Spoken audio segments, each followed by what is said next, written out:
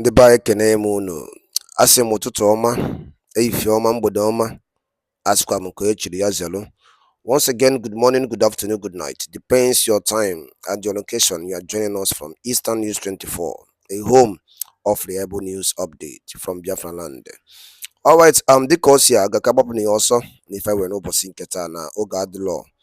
Ya bụ audio clip ị na-eji n'ugbu a, efe ya agba mbọ gee ya ọfụma because when Mazi Simon Ekpa Commander No Mercy tells you people that it can never work, election can never work in Nigeria. Unechono egwuregwu ka ọ na-egwu, ọmadịka ekwuo ya, unechono egwuregwu ka ọ na-egwu. Then now I'm listening to USA NADECCO. Gee ntị ka n'ife o kwuru. The kind of things na-eme na Nigeria, gee ntị ọfụma ka n'ife o kwuru. And there is no hope again. Nablo, liberation of the sovereign state of Biafra. All right, over to you, sir. I think that should be asked, most of the people here in the audience know this, is why should we care about Nigeria? Why should the United States care about Nigeria? Why should the international community care about Nigeria? What would you say if I told you that there was a country that has arguably the world's oldest democracy with full participation of all of its members? What would you say if I told you that there is a country where a group of people has the oldest written constitution featuring guarantees for individual freedom and due process in the world? What would you say if I told you there was a country that featured full participation of women in its political system, both to vote and to govern? And they started doing this when Europe was in the Dark Ages, in the 800s. What would you say if I told you there was a country that is consistently in the top 10 of oil-producing nations since the 1980s? What would you say if I told you this same country has never been openly antagonistic or antagonistic to the United States, has never been an enemy of the United States, in fact, has never been an enemy of the West? What would you say if I told you this very same country has the greatest number of doctors living in the United States of America per capita than any other nation in the world? More than England, more than Russia, more than Germany. What would you say if I told you that 29% of the immigrants from this country over the age of 25 hold a graduate degree, when you compare that to 11% of the population of the United States over the age of 25 holding a graduate degree? This country has almost 3 times more people holding graduate degrees here in the United States, contributing to our economy and our well-being and our security. What would you say if I told you the same country has 45% of the involvement of its people, the immigrants that live here, the diaspora, in education services, and most are professors at top universities? What would you say if I told you the same country I'm talking about has they're entering the medical fields and the technological fields in a rapidly expanding rate? They're increasing the U.S. economy. They are entrepreneurs. They are making America better, building tech companies in the United States to help the people back home. Would anybody be able to guess that country was in Africa? Would anybody be able to guess that country is Nigeria? Because it is. That's Nigeria. So when you say, why Nigeria, it is almost a fool's question. One of the greatest nations that has all of these things going for it, and yet we constantly turn our back on Nigeria. Shouldn't we be favoring this nation? Shouldn't we be more attentive to this nation? Shouldn't we treat this nation, this giant of an entire continent, not of a region or an area, of an entire continent that stands out as a shining beacon? Shouldn't we treat them as especially favored allies of the United States and indeed of the West? Especially given the insecurity in the world today with issues relating to extremism and energy shortages. Don't you think that this is a nation that the world should readily leap to the fore to protect, to ensure the well-being so it can continue on its pathway to greatness? Yeah, we're talking about Nigeria, the largest nation in Africa. It is the wealthiest nation in Africa, and yet it's the poorest country in the world. Nigeria now has more people living below the poverty line than any other nation in the world, which is a remarkable feat, given that there are 234 million people in Nigeria and approximately 1.4 billion people in India, the former dubious leader of world's poverty. How can we let that happen? How can we turn our back? How is that possible? Nigeria is also the site of the largest genocidal slaughter the world has seen since World War II. And yet nobody wants to talk about it. Nobody wants to do anything about it. I am here very proud to be involved with NDECO because NDECO wants to do something about that. Something is very, very, very wrong.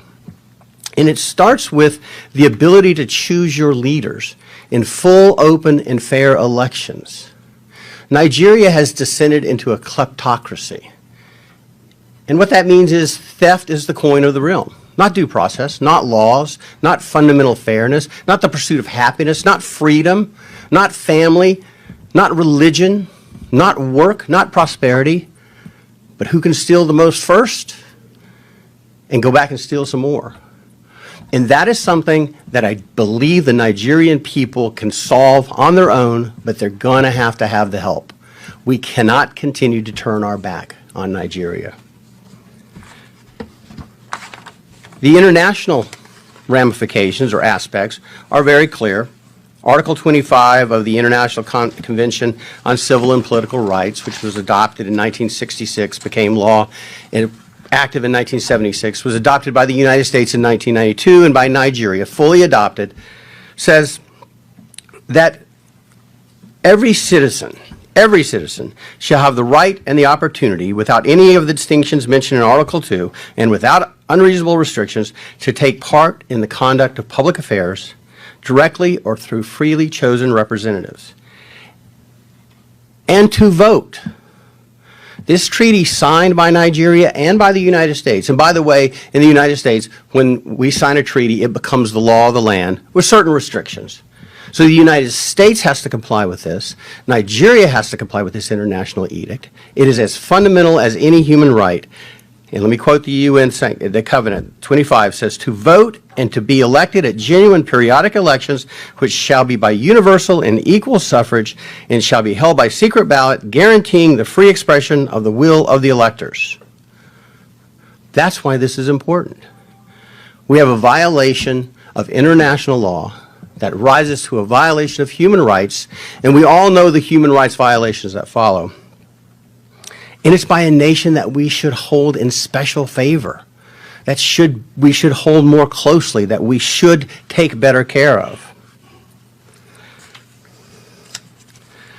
The fact of the matter is that what was supposed to happen, and again, we are not partisan, NDECO is not partisan, but it appears as though the process, and that's what nations, that's what a democracy is. That's the greatness of America, is the process. It's not the people, it's the process. It's not the result, it's the process.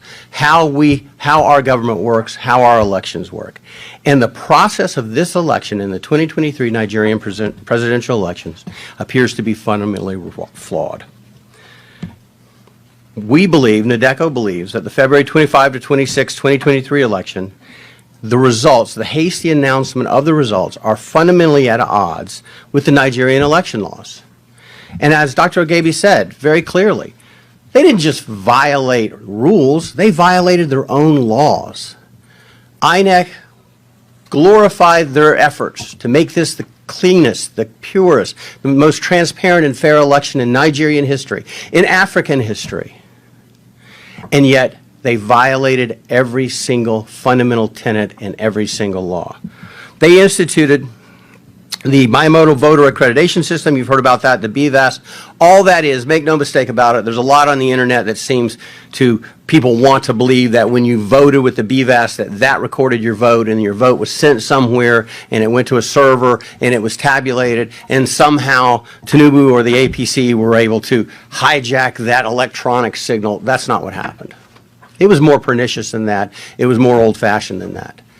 All the BIAFRA does gave you two modes of identification, both your card, you put your voting card, your PVC in, and it also did your fingerprint and face identification.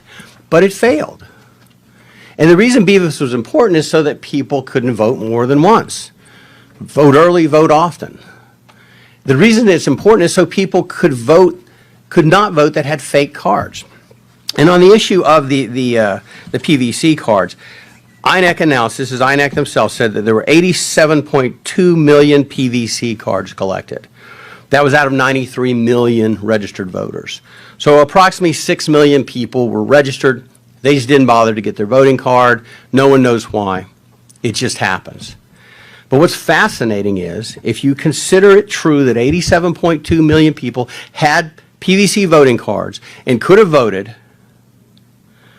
the declared winner of this election received 8.7 million votes. Now, out of 87 million, the math's not real hard. That means that Mr. Tinubu got 10% of the vote. He will be ruling the wealthiest economy in Africa with a mandate of 10% of the population. That's extraordinary. Something is seriously wrong. Something is seriously wrong. Additionally, we believe that what has to happen and why we're here today, and NADECO is leading the charge, we believe that INEC has to prove itself. It has to prove the results it announced were true and were real. There are 176,600 polling stations. That's a lot of polling stations. INEC's rules required each polling station to collect the votes, count the votes, and they do it the old-fashioned way. They get the paper votes, they count them. They put them in stacks for each of the primary candidates. They were to gather those results, publish the local results, and then transmit the results, and ultimately they would go to Abuja and be certified. Well, what happened was they published some of the results early on, and then they took them down. And so what they have is something that looks a little bit like this, scribbling, when it used to look like this, where it was written. Someone didn't like the results. That's what appears to have happened. Dr. Ogebe observed it happening. So what we have is vote rigging, vote buying, and bribery. So despite INEC's efforts, nothing good happened. And we're back to the same old thing, the same old efforts. So what do we do? What do we do in the United States? What do we do as members of the diaspora? What do we do as international attorneys or international law folks? What do we do to ensure democracy can thrive? That the promise of 1960 can become true again, hopefully. Well, we are asking that INEC throw open the curtains and let the full light of truth come in to prove the transparency and the veracity of the results they've announced. If the results are true, they should be able to prove it. It is absolutely not extraordinary to ask them to prove it.